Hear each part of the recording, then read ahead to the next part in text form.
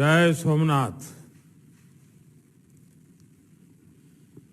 कार्यक्रम में उपस्थित गुजरात के मुख्यमंत्री श्री भूपेंद्र भाई पटेल,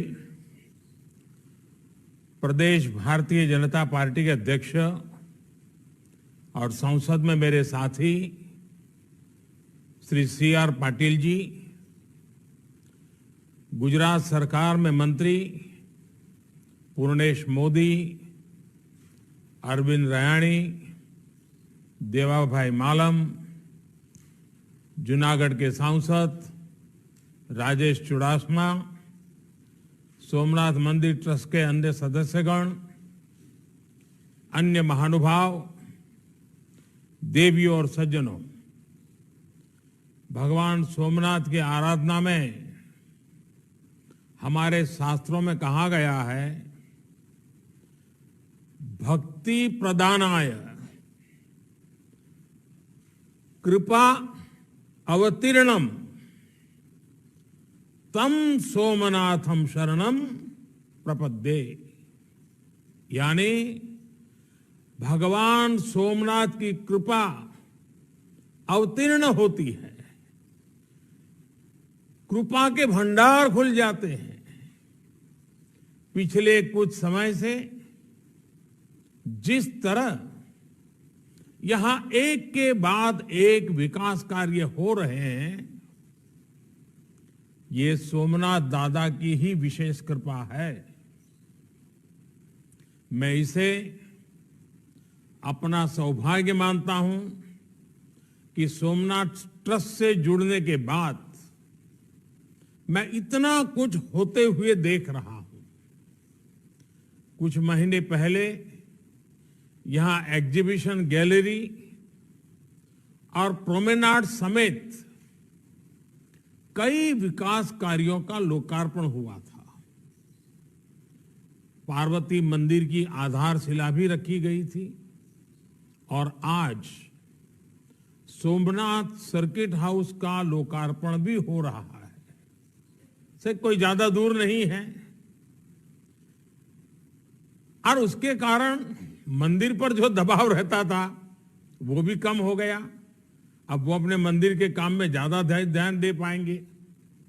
मुझे बताया गया है कि इस भवन को इस तरह बनाया गया है, यहां रुकने वाले व्यक्तियों को सी व्यू मिले, समुद्र दर्शन होते रहे। यानी लोग जब यहां शांति से अपने कमरे में बैठेंगे तो उन्हें समुद्र की लहरें भी दिखेगी और सोमनाथ का शिखर भी नजर आएगा। समंदर की लहरों में, सोमनाथ के शिखर में उन्हें समय के थपेड़ों को चीरकर गौरवान्वित खड़ी भारत की चेतना भी दिखाई देगी। इन बढ़ती हुई सुविधाओं की वजह से भविष्य में दीव हो, गीर हो, द्वारिका हो, बेट द्वारिका हो, इस पूरे क्षेत्र में जो भी यात्री आएंगे, सोमनाथ एक प्रकार से इस पूरे टूरिज्म सेक्टर के क्षेत्र का एक सेंटर पॉइंट बन जाएगा। एक बहुत बड़ा महत्वपूर्ण ऊर्जा केंद्र बन जाएगा। साथियों, जब हम अपनी सभ्यता की चुनौतियों से भरी यात्रा पर नजर डालते हैं तो अंदाज होता है कि भारत सैकड़ों वर्षों की गुलामी में किन हालातों से गुजरा है। जिन परिस्थितियों में सोमनाथ मंदिर को तबाह किया गया और फिर जिन परिस्थितियों में सरदार वल्लभ भाई पटेल के प्रयासों से मंदिर का जीर्णोद्धार हुआ, वो दोनों ही हमारे लिए एक बहुत बड़ा संदेश है। आज आजादी के अमृत महोत्सव में हम देश के अतीत से जो सीखना चाहते हैं, सोमनाथ जैसे आस्था और संस्कृति के स्थल उसके अहम केंद्र हैं।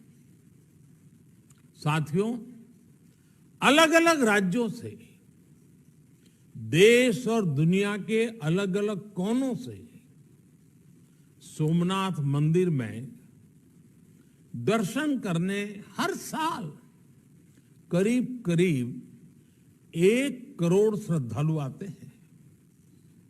ये श्रद्धालु जब यहां से वापस जाते हैं तो अपने साथ कई नए अनुभव, कई नए विचार, एक नई सोच लेकर के जाते हैं।